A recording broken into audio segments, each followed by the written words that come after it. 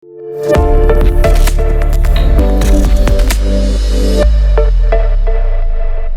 ever listeners, welcome to the best real estate investing advice ever show. I'm Slocum Reed, and I'm here with Chad Freeman. Chad is joining us from Jacksonville, Florida. He's the founder of MHPinvestors, which focuses on acquiring undervalued mobile home parks in the Midwest. Current portfolio, he's a GP of 150 mobile home lots and 47 RV spaces. Chad, can you tell us a little bit more about your background and what you're currently focused on? Sure. Well, first of all, pleasure to be here.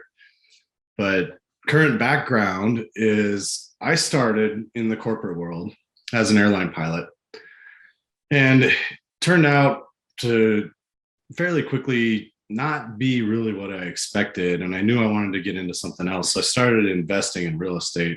Or I should say I started speculating in real estate because I didn't even really know the difference. But I ended up running what we call a pilot crash pad in the New York area, where it's very common for pilots to commute in and need a place to stay. So this was right at 2005, I believe. I bought this place and I figured I was just going to buy some real estate and make a bunch of money because the market had been going up. And so I bought this absolutely terrible piece of property, but I was able to at least think through that I had other people in there to cover the mortgage for me. So I was making like $30,000 a year at the regionals. And I got this loan for $427,000. And the guy on the phone, he says, well, you don't even qualify to you don't even make enough money to qualify for this loan. So we'll just bump up what we show that you make because it's a no doc loan. So I'm like, okay, cool. At least I know I can cover the mortgage. So I got into this and then kind of learned what I was doing. I had that gut feeling. Everybody says you should listen to your gut feeling. I had that bad gut feeling and I got into it anyway. And then I took some classes, a 6-month-long investing class actually for real estate, learned what I was doing. And I sold that place and got out from a bad investment, got into good investments and started with single family. And then fast forward to about 2015 or so, I was over at one of my best friends and now business partner's house, and his mother was involved in real estate investing for a long time. And she had these boot camp manuals for mobile home park boot camp. And so I said, hey, what's that? And it was Frank Rolfe's boot camp. And so I said, is that any good? And she's like, yeah, it's great. I've taken it twice. So I went and took his class, and that's what got us into the mobile home park industry. That's 2015. Were you still a pilot in 2015? Are you still a pilot now? Yeah. So I've been at the airlines for 20 years or so. Gotcha. I still work at airlines. Cool. But you're done. You're done with your pilot pads. What did you call them? Crash pad. Pilot crash pads. Yeah, no more crash pad.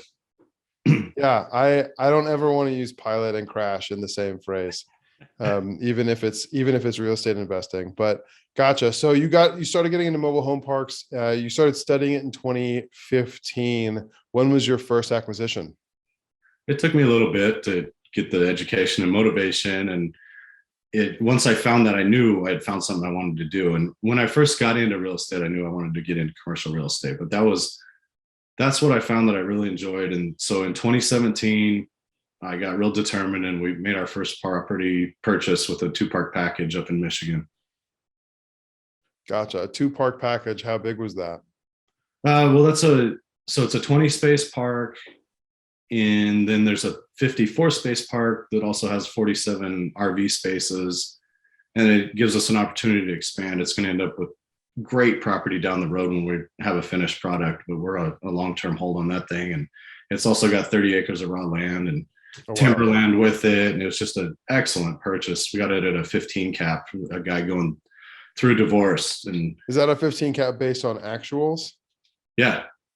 When you purchased it. And when was this purchase? 2017. In 17, a 15 cap based on actuals.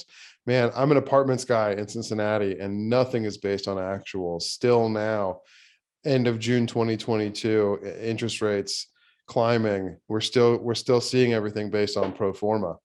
So the idea of a 15 cap based on actuals.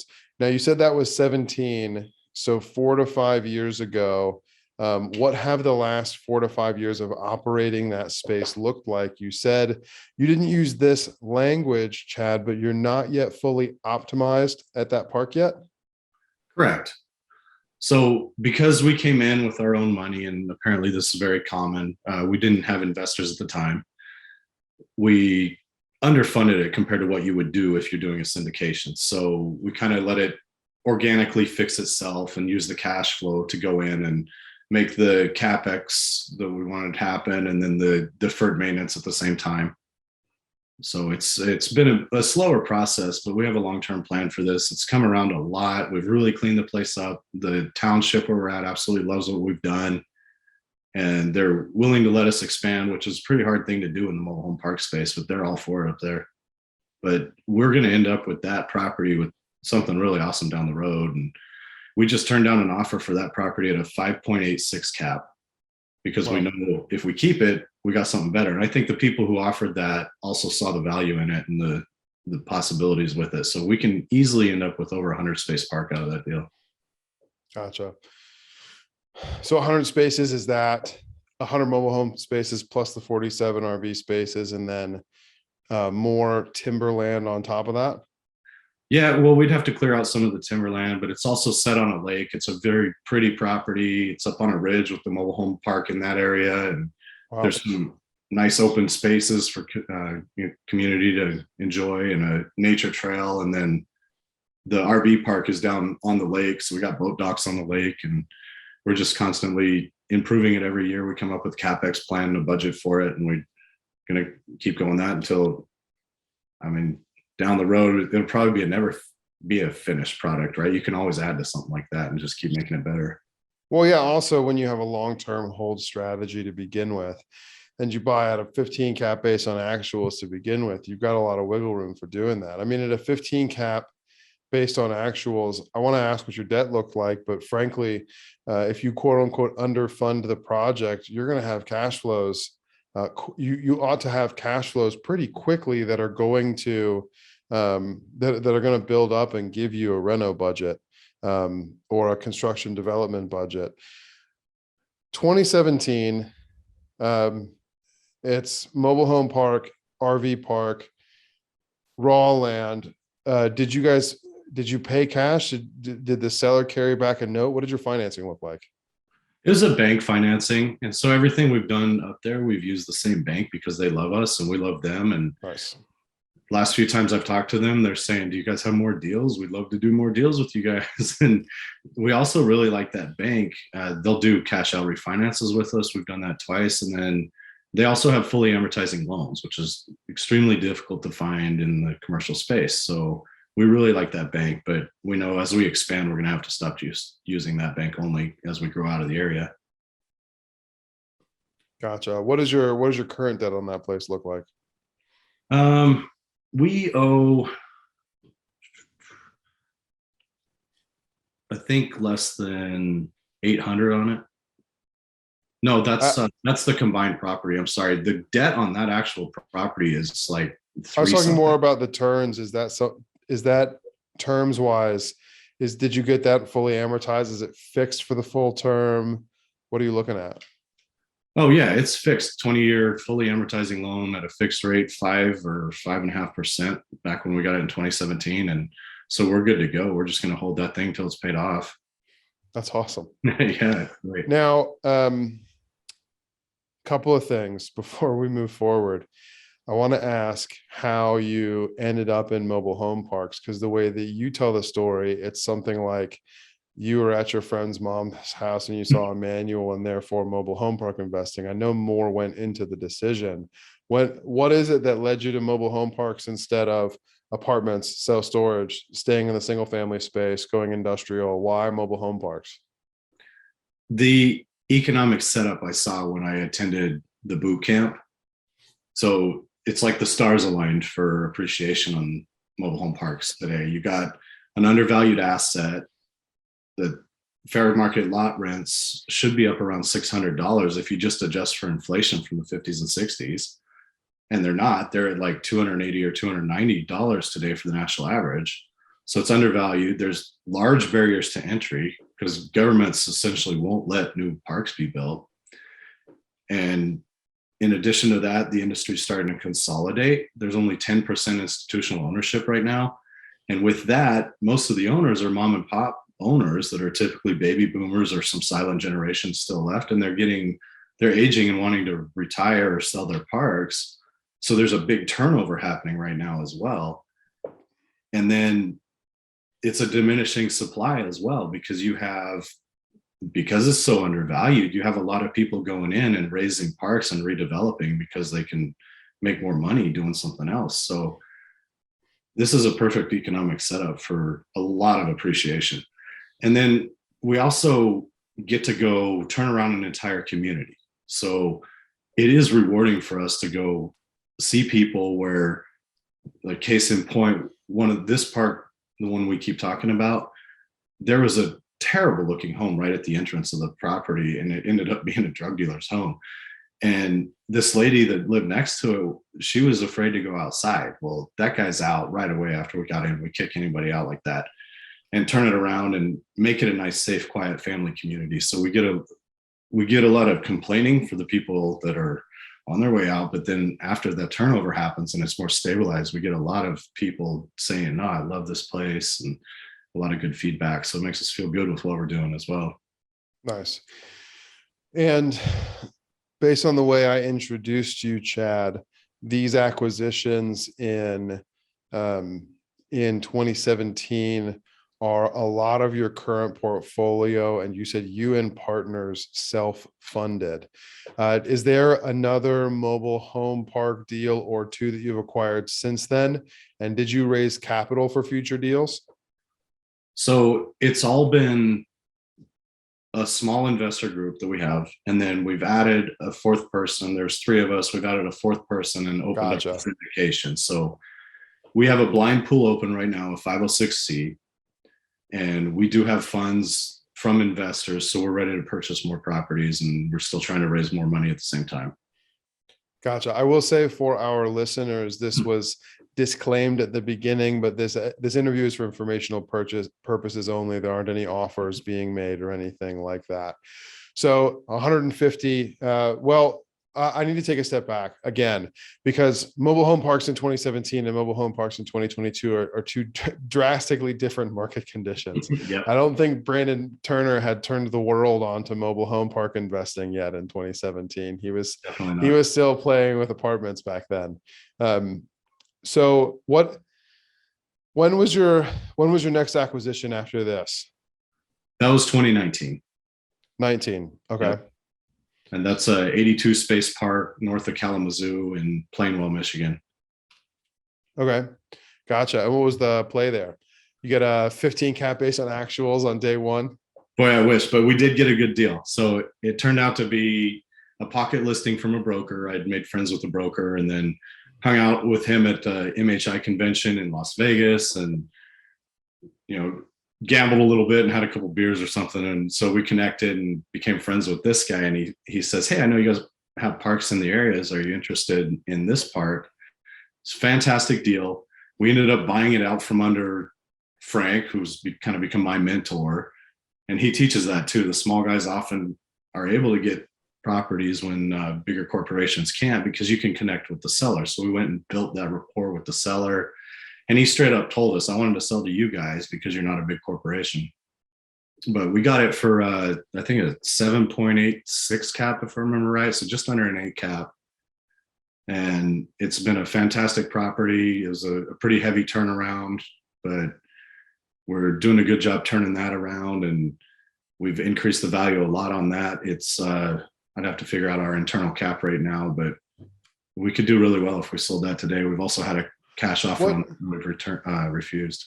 Chad, what does a really heavy turnaround look like on an 80-ish space mobile home park? What are you doing? I don't want to ask about cost, because if you did it in 2019, then the cost is barely relevant now, with as much as inflation and the labor market have impacted things for us. But what is a heavy value add in a mobile home park? What are you actually physically doing? Well, when you drive up, it looks terrible, first of all. But it had good bones. It had good infrastructure. And it was sizable enough that we knew we could get some really great returns on it. But one one particular resident there, the former owners had been letting about 15 people a month just stay for free for a long time. So we had to fix that right Wow. away. We've had to do a lot of, not a lot, I don't know, maybe 6 or 8 demos on homes. We had a lot of turnover because you kind of upset the community. Like the resident meth dealer there at the time, when our manager told him that if he wanted to live there, he's going to have to pay rent, he swung a hammer at her head.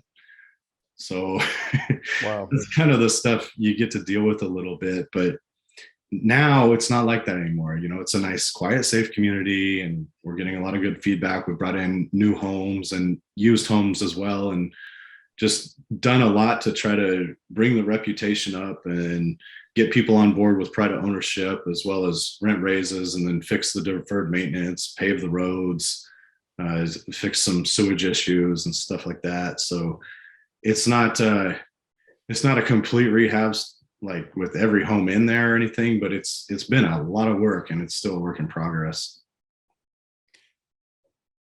Chad, I am primarily an apartment investor, owner operator in Cincinnati, and primarily a burr investor. I typically buy the stuff that I can find, almost always off market, undervalued to the point that I can force appreciation for a cash out refi.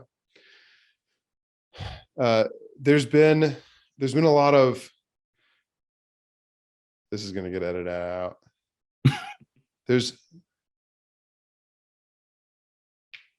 Chad, it seems to me like there's been like a professionalization of mobile home park operation, or an introduction of more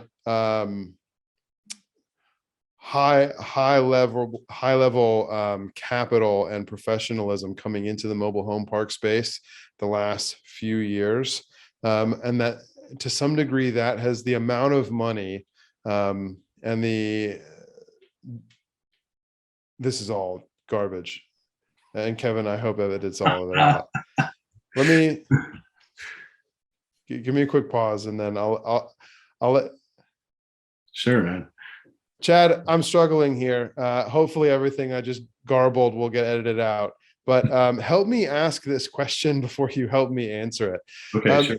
It seems like there's a lot of new money and a lot of high-level operators coming into the mobile home park space. And I know that one of the things that's happening there is that cap rates are compressing. They're compressing across the board, but more so in mobile home parks the last few years than most commercial asset classes, from what I can tell.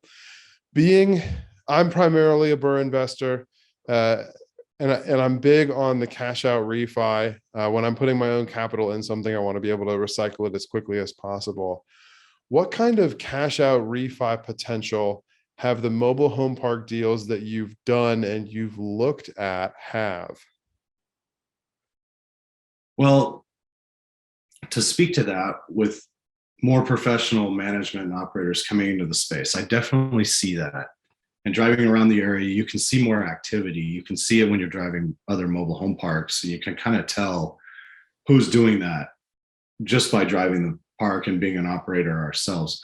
And we've had some offers from guys with very deep pockets. One offer, they had, I think, over 20 parks under contract at the time, and they're attached to a $1 billion fund. So like I said earlier, the industry is starting to consolidate, but I think it's a good thing that we should all embrace, because people are going in and spending a ton of money doing this value add, and they're turning old properties around, they're revitalizing them. So the residents at the end of the day end up with a much better value. Yeah, they're going to have to pay more rent, but it costs a lot of money to turn these properties around as well. And then it brings the whole reputation of the entire industry up.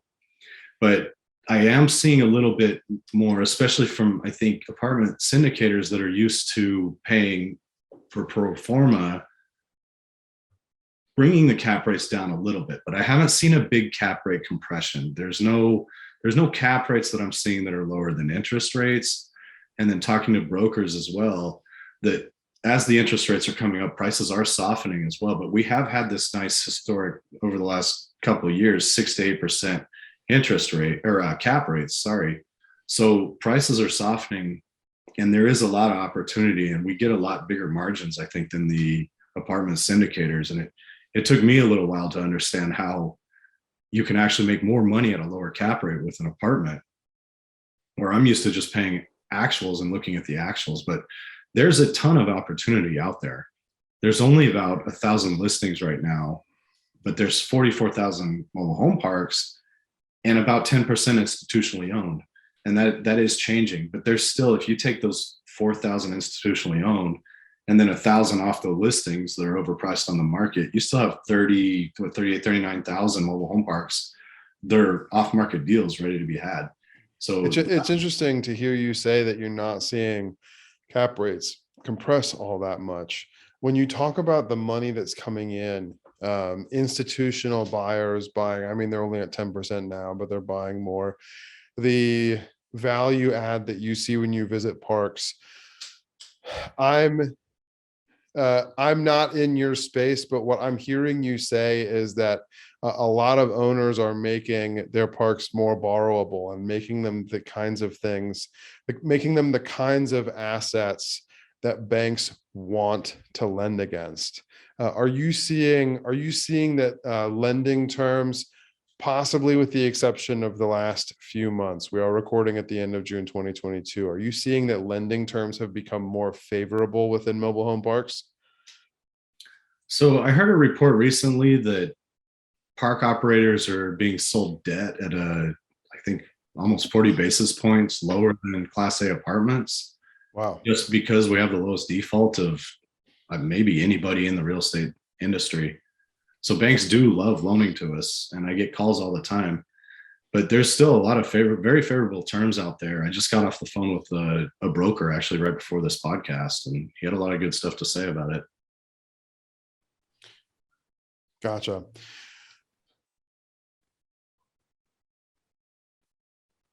Oh, I had a question and then I lost it. I apologize.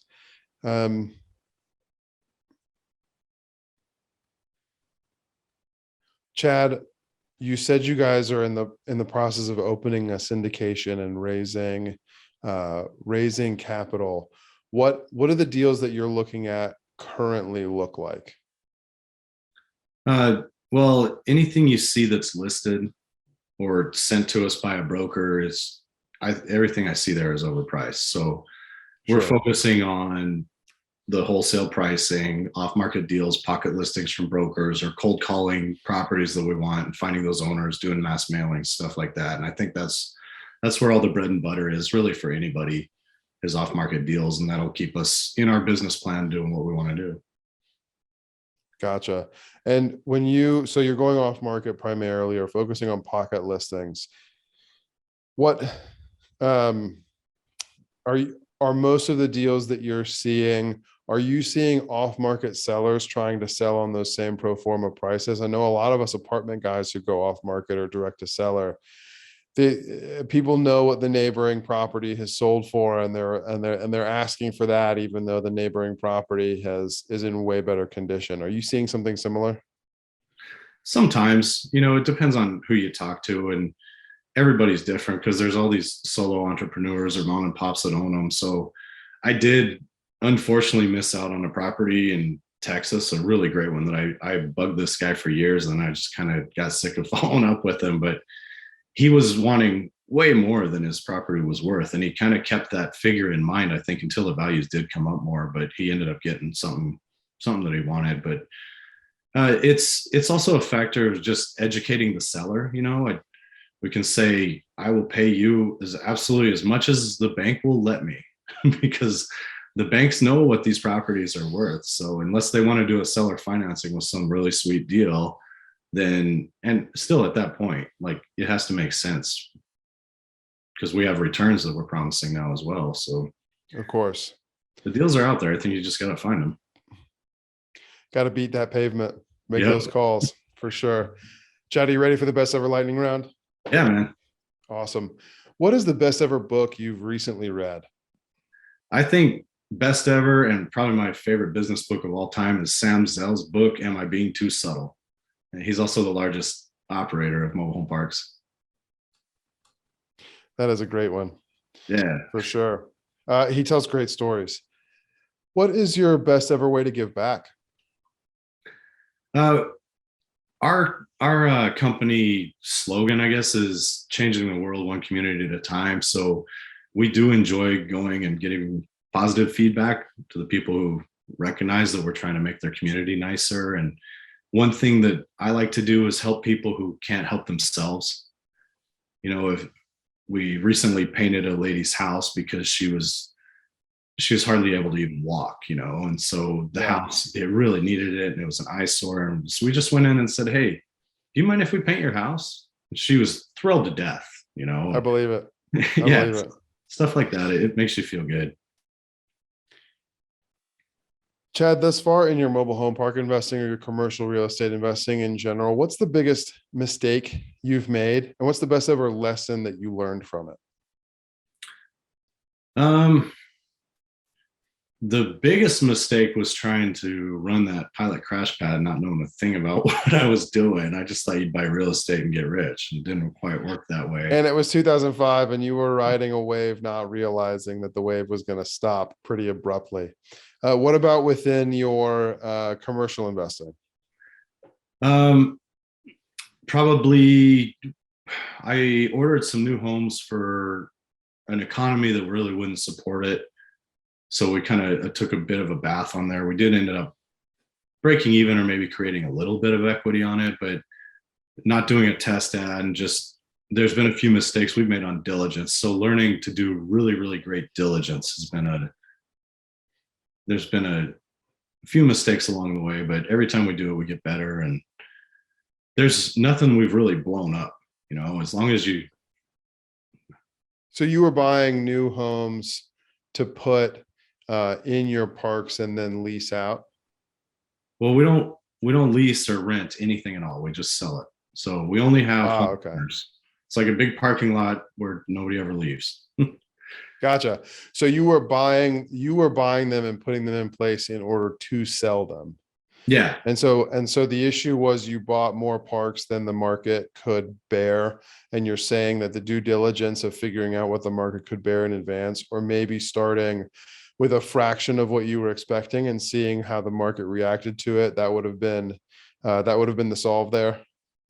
Well, so what the solve is I brought in a brand new home, and then it's also a HUD state. So then you have concrete requirements that adds to the price, and on and on. So we brought in a home or several homes that really the price point for that community, that economy wouldn't support it. So it just took a really long time to sell them. We did get them turned Gotcha. over. But my learning experience from that is try it. If you're wondering, do a test ad and then do one home. And if it works great with one home, then go crazy. Sure. Totally. I get that for sure. I'm new to office leasing. I just finished the renovation of my own personal, it's my office hack. I'm standing in it right now, but there are 6 other private offices that I'm renting out one at a time. And I'm still in the process of figuring out how best to lease these things.